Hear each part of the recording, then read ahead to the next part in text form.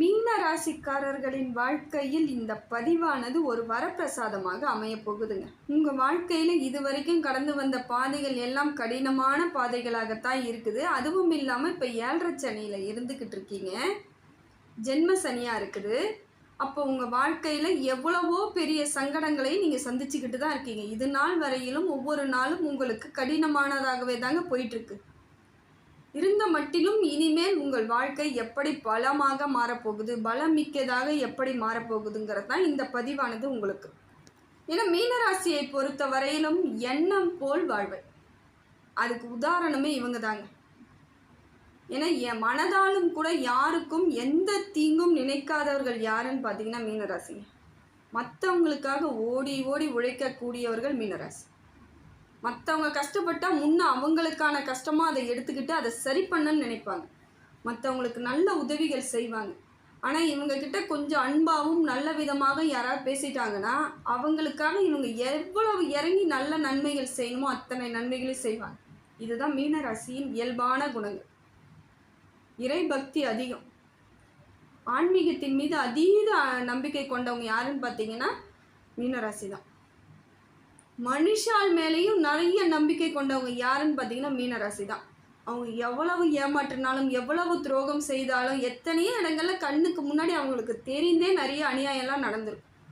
ஆனால் அதையும் தாண்டி அவங்க அந்த மனித உறவுகளுக்கு ரொம்ப முக்கியத்துவம் கொடுக்குறவங்க யாருன்னு பார்த்தா மீனராசி. அதனால தான் சொன்னேன், எண்ணம் போல் வாழ்க்கை. இவங்களோட குணத்திற்கு இவங்கள் இறைவனால் எப்பொழுதும் நன்மைகள் தாங்க ஏற்படும்.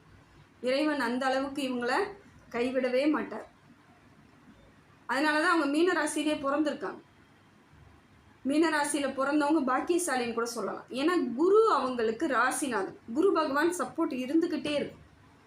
என்ன சொன்னாலும் நான் கஷ்டப்பட்டுட்டு தாங்க இருக்கேன் அப்படின்னு நீங்கள் சொல்கிறீங்க தெரியுது. ஆனால் அதை கூட கோபமாக சொல்ல மாட்டாங்க மீனராசிக்காரங்க. நான் ரொம்ப கஷ்டப்பட்டுட்டு இருக்கேன் அப்படின்றத கூட கோபமாக சொல்ல மாட்டாங்க. என் வாழ்க்கையில் இவ்வளோ கஷ்டம் இருந்துக்கிட்டே இருக்குது அப்படிங்கிற மாதிரியானதான் இவங்க இருப்பாங்க. யாரை மனதையும் புண்படுத்தாதவர்கள் யாருன்னு பார்த்தீங்கன்னாக்கா மீனராசி தாங்க. அலட்சியப்படுத்த மாட்டாங்க யாரையும். காசு இருந்தால் ஒரு மாதிரி, பணம் இல்லைன்னா ஒரு மாதிரிலாம் கிடையாது. அவங்களுக்கு பிடிக்காம போகிற அளவுக்கு நடந்துக்கிறாங்கன்னா அந்த எதிர்க்க நடந்துக்கக்கூடிய ஆட்கள் அவ்வளவு மட்டமானவர்களாக இருப்பாங்க. அதனால தான் மீனராசி ஒருத்தவங்க ஒதுக்குறாங்கன்னா அவங்க ரொம்ப நல்லவங்களையோ இல்லை சாதாரண ஒரு ஆளையோ இல்லை, அவங்க ரொம்ப கீழ்த்தனமான இருக்கக்கூடியவர்களைத்தான் ஒதுக்குவாங்க. அவ்வளோ சீக்கிரம் யாரையும் ஒதுக்க மாட்டாங்க. எல்லாரோடனும் அரவணைச்சு செல்லக்கூடியவர்கள், எல்லாருக்கும் எல்லாமே சேரணும், எல்லாம் கிடைக்கணுன்றதுக்காக போராடக்கூடியவர்கள். ஒரு பிரச்சனைனா அந்த நின்று பேசக்கூடியவங்க யாருன்னு பார்த்தீங்கன்னா மீனராசியாக தான் இருக்கும். அந்த பிரச்சனைகளுக்கு வழி தேடுவாங்க. ஏன் இவ்வளோ பிரச்சனையில் அவங்க சிக்கி தவிக்கிறாங்க, அதை சரி பண்ணி தரணும் அப்படிங்கிறதெல்லாம் நல்ல ஒரு குணத்திற்கு சொந்தக்காரர்களாக இருப்பது யாருன்னு பார்த்தீங்கன்னா மீனராசி. மீனராசியால் வாழ்ந்தவங்க தாங்க இருப்பாங்க. ஒரே ஒரு ஆள் கூட கெட்டு போயிருக்காது அந்த குடும்பம்லாம். ஏன்னா மீனராசிக்காரர்கள் பல பேரை வாழ வச்சுருப்பாங்க. பிடிக்குதோ பிடிக்கலையோ, இந்தா நீ வாழ்ந்துரு அப்படி தான் அவங்க சொல்லுவாங்க.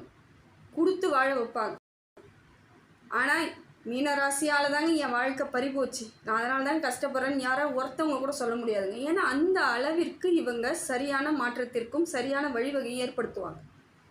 நல்ல குணம் கொண்டவர்கள். அதனால தான் சொல்கிறேன், எண்ணம் போல் வாழ்க்கை. இதெல்லாம் உங்களுக்கு சரியாக இருக்குதுங்க, எனக்கு இதெல்லாம் இருக்குதுன்னா உங்கள் வாழ்க்கையெல்லாம் தெளிவாக இருக்குங்க. மீனராசி இப்போ இந்த பதிவை பார்க்குறவங்களுக்கு தான் இதை நான் சொல்கிறேன்.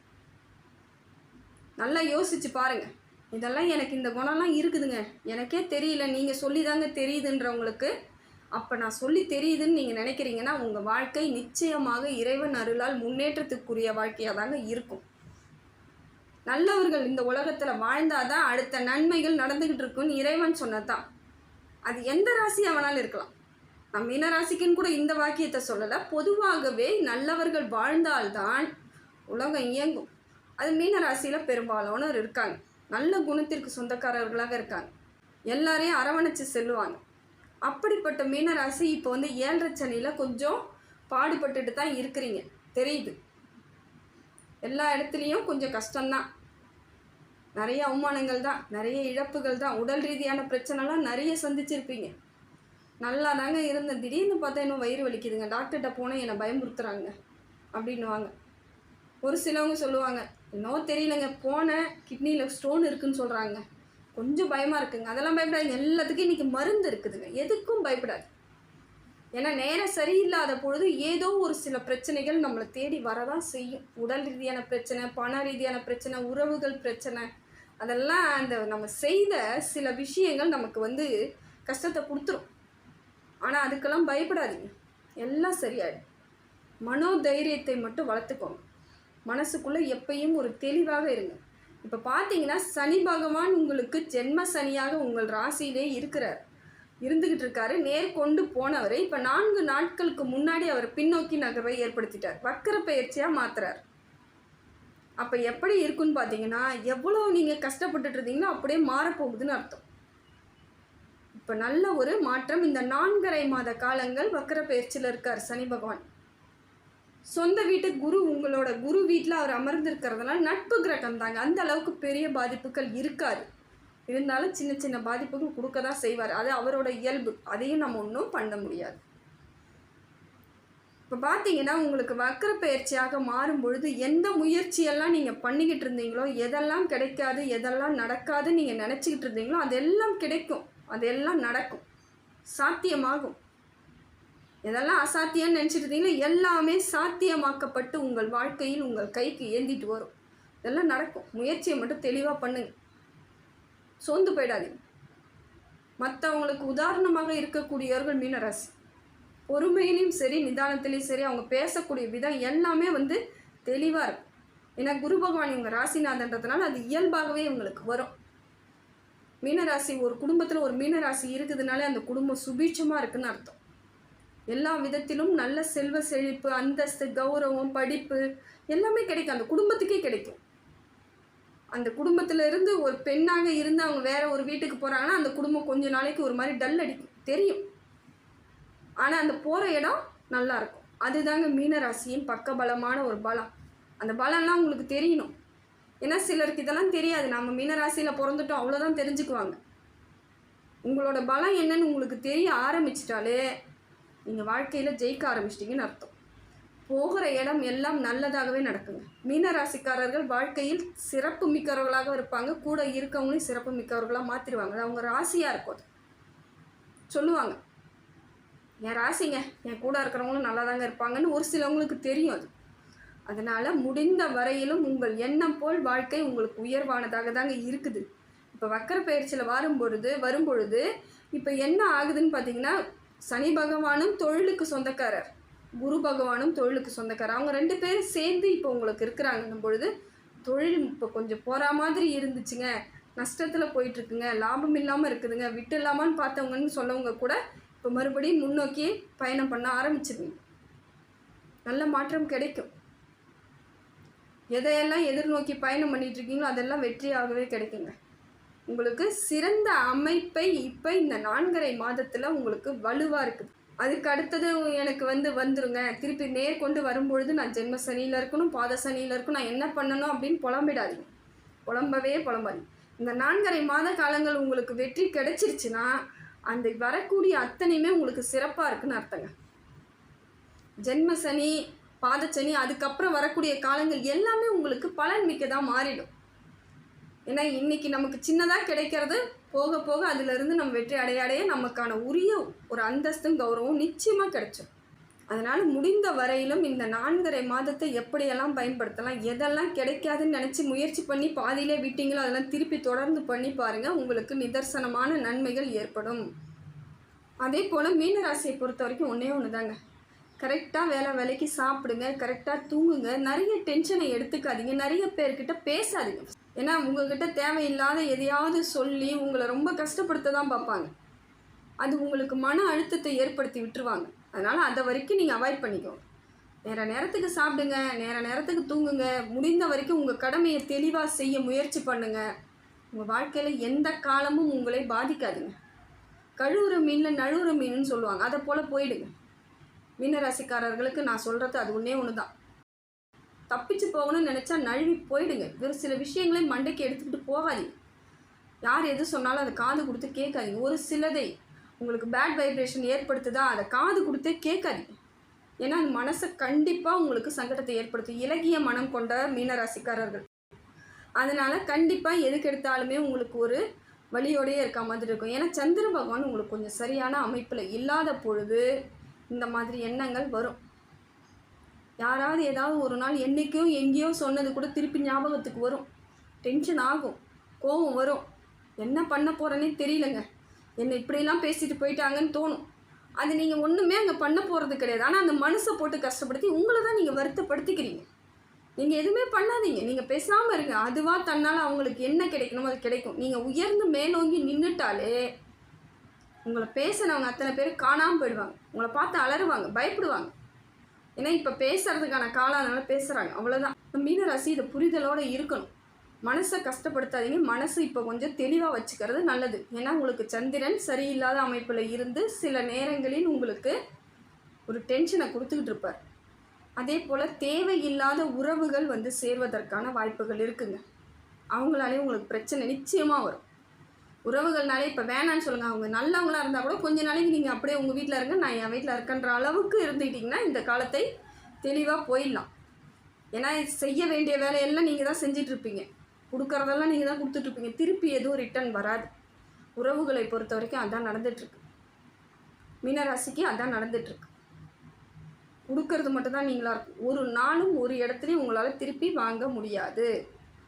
அது அன்பாக இருந்தாலும் சரி, பொருளாதாரமாக இருந்தாலும் சரி, எதுவாக இருந்தாலும் சரி, பாசமாக இருந்தாலும் சரி, எதுவுமே நீங்கள் உங்கள்கிட்ட இருந்து அவங்க வாங்கிட்டு போவாங்க. அவங்ககிட்டலாம் நீங்கள் எதிர்பார்க்காதீங்க, கிடைக்காது. இதுதான் உண்மை. அதே போல் மீனராசிக்கு செவ்வாய் பகவான் நல்லா இருக்காரு. இப்போ ஏதாவது இடம் வாங்கணும், வீடு கட்டணும் அப்படின்னா செய்யலாம், தப்பு கிடையாது. இல்லைங்க இப்போ போகட்டும், பாதச்சனி வரட்டும் பார்த்துக்கலான்னா பாதச்சனியில் பெரும்பாலானருக்கு வீடுகள்லாம் அமைஞ்சிருங்க, தன்னால் அமையும். அதுக்கும் நீங்கள் ரெடி ஆகிக்கலாம். இப்போ வேணால் அதுக்கான பிளானை போட்டு வைக்கலாம்.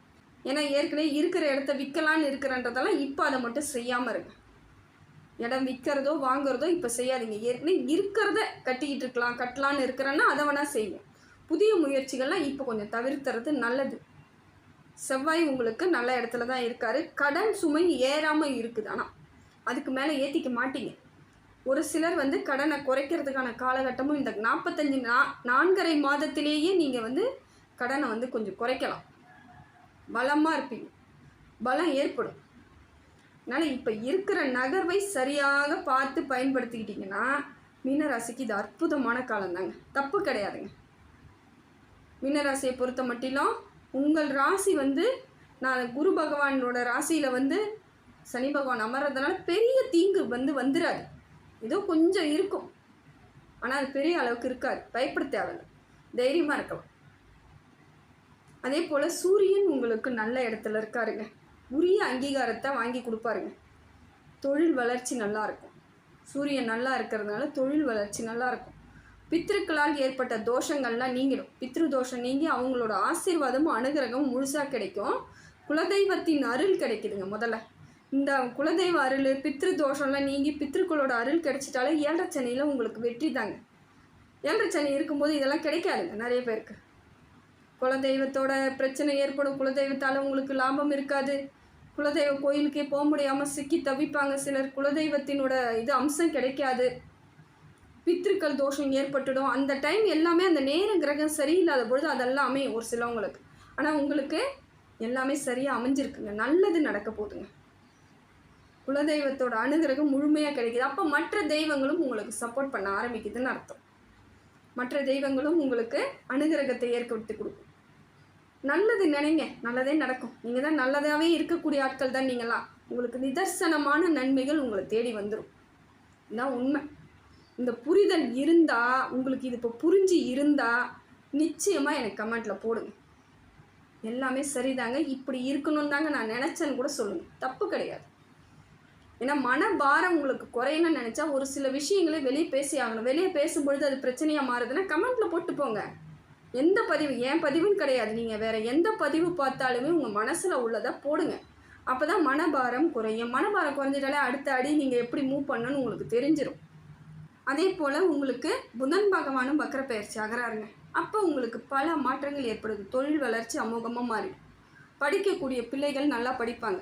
வெளிநாட்டுக்கு போகணும்னு முடிவு பண்ணியிருக்கக்கூடியவர்களுக்கு 7.5 சனியில் எனக்கு எதுவுமே கிடைக்கலங்க, வெளிநாட்டுக்கு போகலான்னு பார்த்தாங்க, போக முடியாமல் தடைப்பு ஆகிட்டே இருக்குன்றவங்களுக்கு கூட இப்போ பார்த்தீங்கன்னா முயற்சி பண்ணிங்கன்னா இந்த 4.5 மாதத்தில் உங்களுக்கு வெளிநாட்டு பயணம் அமோகத்தை ஏற்படுத்தி கொடுக்கும். பலன் நல்லா இருக்கு, தப்பு கிடையாது.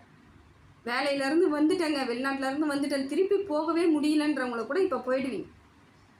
அதனால் முடிந்த வரையிலும் உங்கள் முயற்சியை முழுமையாக போட்டிங்கன்னா இந்த நேரம் உங்களுக்கு வாழ்க்கையை மாற்றி கொடுக்கக்கூடியதாக தாங்க இருக்குது. 7.5 சனியாக இருந்தாலும் தான் நான் சொல்கிறேன். இது ஒன்றுமே இல்லைங்க. விநாயகர் வழிபாடை தொடர்ந்து பண்ணுங்கள், தொடர்ந்து பண்ணிக்கிட்டே இருங்க.